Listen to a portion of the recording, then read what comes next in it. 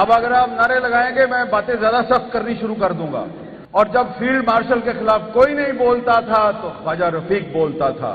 اور پھر field marshal K خلاف بولنے کے الزام میں خواجہ رفیق صاحب کو غداری کے الزام میں گرفتار کر لیا گیا. خواجہ سعد رفیق کا شکریہ ادا کرتا ہوں کہ جیسا غدار خواجہ رفیق تھا ویسا یہ ایک اور غدار محسن داوڑ آپ نے بلایا ہے. ابھی جب میں ادھر آ رہا تھا تو یہ باہر مجھے ایک بزرگ سیاسی کارکن ملے. انہوں نے مجھے پہلے گلے سے لگایا، پھر میرا ماتھا چوما اور پھر کہا کہ بیٹا جی آپ نے آج خواجہ رفیق شہید کی برسی پر وہی تقریر کرنی ہے جو آپ نے 30 سال پہلے ٹاؤن ہال میں کی تھی. میں کہا بزرگوں، او بزرگ پیچھے بیٹھا ہے، او پیچھے بیٹھا ہے. میں نے کہا بزرگوں وہ تو بڑی سخت تقریر تھی اور اس وقت تو آپ کی پارٹی کی حکومت بھی نہیں تھی. آج تو آپ کی پارٹی کی حکومت بھی ہے اور سلمان بھائی وزیر بھی ہے، تو وہ تقریر میں کیسے کروں؟ تو انہوں نے کہا تینوں قسم پا رہے ہیں پترا، اوے اصل گل دس دے، وزیر وزور بھول جا سارے اج. تو میں رانا صاحب پھنس گیا. انہیں قسم پاتی بابا جو پیچھے بیٹھے برا نہ بنانا.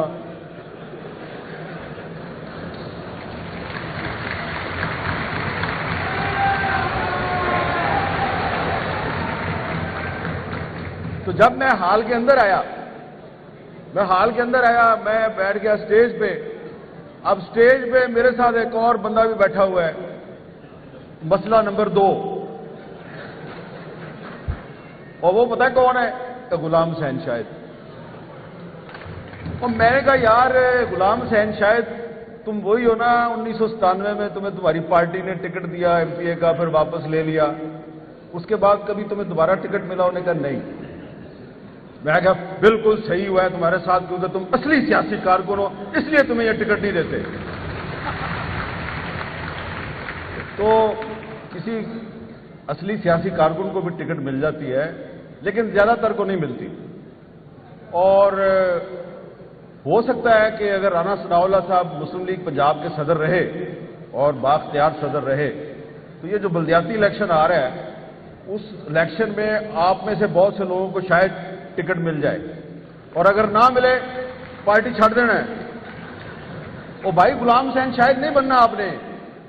وجہ یہ ہے کہ خواجہ رفیق صاحب جو ہے نا، اب ان کی بات کرتا ہوں میں نے مجھے پتا ہے آپ سب کا محبوب قائد ہے خواجہ سعد رفیق، ٹھیک ہے، میرا بھی محبوب ہے لیکن خواجہ سعد رفیق کے جو والد صاحب ہیں خواجہ رفیق صاحب کی بھی گل سن لو نا. اچھا اب اگر آپ نعرے لگائیں گے میں باتیں زیادہ سخت کرنی شروع کر دوں گا، کیونکہ خواجہ رفیق صاحب نے تو مجھے یہی سکھایا بھائی. خواجہ رفیق صاحب نے مجھے کیا سکھایا؟ تحریک پاکستان کے کارکن تحریک پاکستان میں گرفتار ہو گئے، گرداسپور جیل میں بند رہے، اور یہ نہیں تھا کہ کوئی عام سے خاندان سے تعلق نہیں تھا بھائی، بڑے امیر گھرانے سے تعلق تھا. اور یہ جو تصویر لگی ہوئی ہے اس میں بھی انہوں نے ٹائی پہنی ہوئی ہے، تو میں بھی اسی وجہ سے ٹائی پا کے آیا. خواجہ رفیق صاحب جب اسلامیہ کالج امرتسر کی یونین کے جنرل سیکرٹری تھے تو ایم اے کالج امرتسر کے جب وہ جنرل سیکرٹری تھے تو مجھے ایک دفعہ ایک سکھ نے بتایا، امرتسر کا سکھ تھا پرانا، اس نے کہا اس کی ٹائیاں بڑی مشہور تھیں، ٹائی بڑی اچھی پہنتا تھا اور بمبئی سے اس کی ٹائی آتی تھی جو اب ممبئی ہے. اور پھر وہ جب پاکستان بن گیا تو پاکستان بننے کے بعد جب مسلم لیگ کو جاگیرداروں نے ہائی جیک کر لیا تو سہروردی صاحب جو ہے انہوں نے علیحدہ پارٹی بنا لی عوامی لیگ. تو خواجہ رفیق صاحب جو ہیں جنہوں نے جس پارٹی کے ساتھ مل کر پاکستان بنایا، جب اس پارٹی نے اپنے وعدے پورے نہیں کیے اور وہ پارٹی جو ہے اس پہ جاگیرداروں کا قبضہ ہو گیا تو خواجہ رفیق نے مسلم لیگ چھوڑ دی، عوامی لیگ میں آ گئے، اور عوامی لیگ میں آئے، اور پھر جب محترمہ فاطمہ جناح نے ایوب خان کے خلاف الیکشن لڑا تو قائد اعظم کا وہ سپاہی خواجہ محمد رفیق جو ہے وہ اس جنرل ایوب خان، اس فیلڈ مارشل ایوب خان کے مقابلے پہ کھڑا ہو گیا، اور قائد اعظم کی بہن کے ساتھ انہوں نے فیصلہ کیا کہ میں ان کو سپورٹ کروں گا۔ اور جب فیلڈ مارشل کے خلاف کوئی نہیں بولتا تھا تو خواجہ رفیق بولتا تھا، اور پھر فیلڈ مارشل کے خلاف بولنے کے الزام میں خواجہ رفیق صاحب کو غداری کے الزام میں گرفتار کر لیا گیا۔ تو آج جب میں یہاں پہ آیا تو مجھے محسن داوڑ نظر آیا، میں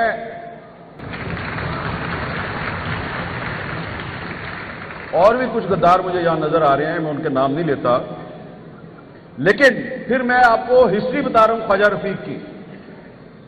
پھر خواجہ رفیق صاحب جو ہیں ایوب خان کے مقابلے پہ جب محترمہ فاطمہ جناح نے الیکشن لڑا تو شیخ مجیب الرحمان محترمہ فاطمہ جناح کا ایسٹ پاکستان میں پولنگ ایجنٹ تھا، اور ویسٹ پاکستان میں خواجہ رفیق صاحب ان کی الیکشن مہم کے انچارج تھے۔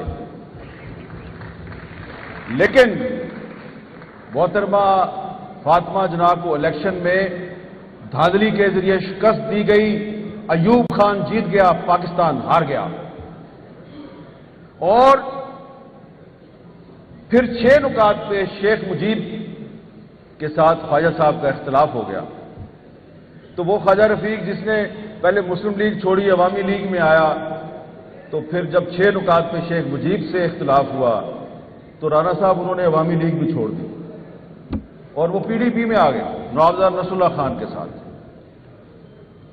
اور اس کے بعد نواب نصر اللہ خان سے بھی اختلاف ہوا تو انہوں نے پاکستان اتحاد پارٹی بنا لی، یہ شاید آپ کو نہ پتا ہو۔ آخری دنوں میں خواجہ رفیق صاحب نے پاکستان اتحاد پارٹی بنا لی تھی۔ تو میں نے آپ کو یہ چھوٹی سی ہسٹری اس لیے بتائی ہے کہ جو اصلی سیاسی کارکن ہوتا ہے نا، آپ جیسا اصلی سیاسی کارکن، وہ اپنے اصول پہ سودے بازی نہیں کرتا، اور صرف میں آپ سے ایک سوال کرتا ہوں کہ ذرا اپنے دل پہ ہاتھ رکھ کے اپنے آپ سے پوچھئے کہ اگر آج خواجہ رفیق صاحب زندہ ہوتے تو کیا وہ حکومت کے کسی وزیر کے اس بیان پر چپ رہتے کہ یہ ایک ہائیبرڈ نظام ہے اور بڑا کامیابی سے چل رہا ہے؟ بھائی، جس آدمی نے جمہوریت اور آئین کی پاسداری کے لیے، جس نے انسانی حقوق کے لیے اپنی جان دے دی، کیا وہ خواجہ رفیق یہ برداشت کرتا کہ مسلم لیگ کی حکومت ہو اور کوئی کہے کہ یہ ہائیبرڈ نظام ہے؟ تو یہ بات میں اس لیے کر رہا ہوں کہ یہ اصلی سیاسی کارکنوں کا اجتماع ہے، اور اصلی سیاسی کارکنوں کو یہ سوچنا چاہیے کہ اگر آپ نے اس ملک کو آگے لے کے جانا ہے اور اس ملک کی سیاست میں آپ نے بھی کردار ادا کرنا ہے، تو ہائیبرڈ سسٹم میں سیاسی کارکن کی کوئی گنجائش نہیں ہے۔ ہائیبرڈ سسٹم میں تو مفاد پرست لوگ جو ہیں وہی جو ہے وہ آگے آتے ہیں۔ ہائیبرڈ نظام میں بہت کم لوگ جو ہیں وہ وہاں پہنچتے ہیں جہاں رانا ثناء اللہ صاحب پہنچے ہیں۔ تو اصلی جمہوریت کی کامیابی یہ ہے کہ آپ سب وہاں پہنچے جہاں رانا ثناء اللہ صاحب پہنچ گئے، اور رانا صاحب کی یہ ذمہ داری ہے کہ یہ آپ کو وہاں لے کے جائیں جہاں تک وہ خود پہنچے ہیں۔ اور مجھے یقین ہے کہ ایک ایسا خواجہ رفیق جو شورش کاشمیری کا دوست تھا، جو حبیب جالب کا دوست تھا، تو اس کی یاد میں اگر یہ ایک اجتماع ہو رہا ہے تو اس میں یہ جو تھوڑی سی میں تنقیدی باتیں کر رہا ہوں، وہ بزرگ پیچھے بیٹھا ہے، اس نے مجھے قسم ڈال دی ہے۔ بات تو میں نے پہلے بھی کرنی تھی لیکن تھوڑی احتیاط سے کرنی تھی، لیکن بزرگوں نے قسم ڈال کے تو وہ احتیاط کی ساری زنجیریں توڑ دی ہیں۔ تو اس لیے خواجہ رفیق صاحب کے ایک دوست حبیب جالب تھے، اور انہوں نے اس زمانے میں ایک شعر کہا تھا، خاک میں مل گئے نگینے لوگ، حکمران ہو گئے کمینے لوگ. یہ اس زمانے کی بات ہے. تو یہ بات میں اس لیے کر رہا ہوں کہ آپ بھی چاہتے ہیں، میں بھی چاہتا ہوں کہ یہ ہمارا پاکستان آگے جائے، اس میں جمہوریت مضبوط ہو. یہ جو اس وقت سسٹم چل رہا ہے یہ تبدیل ہو جائے، لیکن یہ سسٹم ایسے تبدیل نہیں ہوگا. ہائیبرڈ سسٹم میں یہ تبدیلی نہیں آ سکتی. یہ تبدیلی اس وقت آئے گی جب آپ لوگ اسمبلیوں میں پہنچیں گے. اور آپ کیسے پہنچیں گے کہ آپ کو رانا ثناء اللہ نے اور سعد رفیق نے لے کے جانا، یہ ان کی ذمہ داری ہے. ایک اور بھی مسئلہ ہے، یہ بیٹھا ہے مسئلہ زعیم قادری.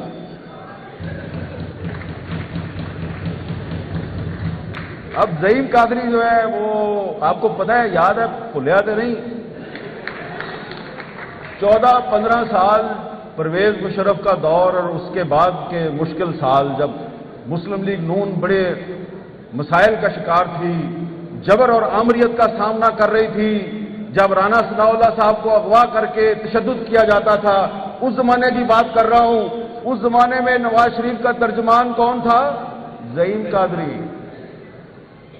اب آپ اس کو ڈھونڈتے ہو کہ کدھر گیا ہے، اور زعیم قادری کدھر گیا بھائی؟ تو یہ دیکھیں، یہ بھائی جان بات یہ ہے کہ مشکل دور میں آپ کا ترجمان زعیم قادری ہو، اور جو حکومت آئے تو ترجمان کوئی اور بن جائے. یہ میں صحیح بات کر رہا ہوں کہ غلط کر رہا ہوں؟ صحیح بات کر رہا ہوں کہ غلط کر رہا ہوں؟ تو خواجہ رفیق زندہ باد کا نعرہ لگاؤ، خواجہ رفیق، خواجہ رفیق. ہاں، سعد رفیق زندہ باد بھی بالکل ٹھیک ہے، لیکن اس سے زیادہ زور سے خواجہ رفیق. تو بھائی جان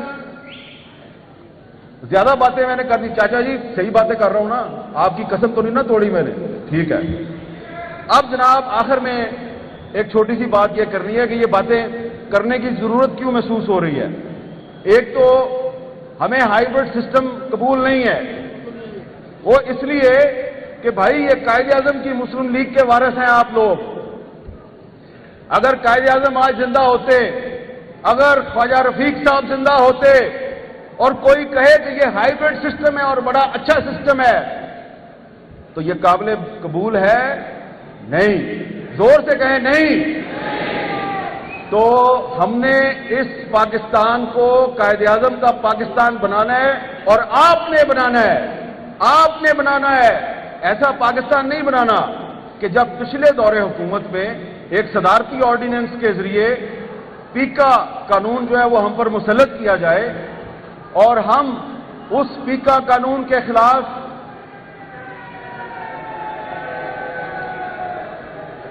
بس شیر کے صرف نعرے نہیں مارنے، شیر بن کے اپنے حقوق بھی چھیننے ہیں. ٹھیک ہے؟ تو یہ قابل قبول ہے؟ نہیں. زور سے کہیں نہیں. تو ہم نے اس پاکستان کو قائد اعظم کا پاکستان بنانا ہے، اور آپ نے بنانا ہے. آپ نے بنانا ہے.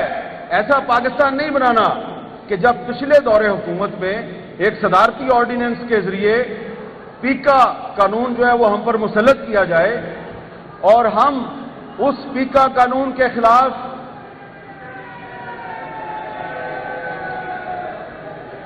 بس شیر کے صرف نعرے نہیں مارنے، شیر بن کے اپنے حقوق بھی چھیننے ہیں. ٹھیک ہے؟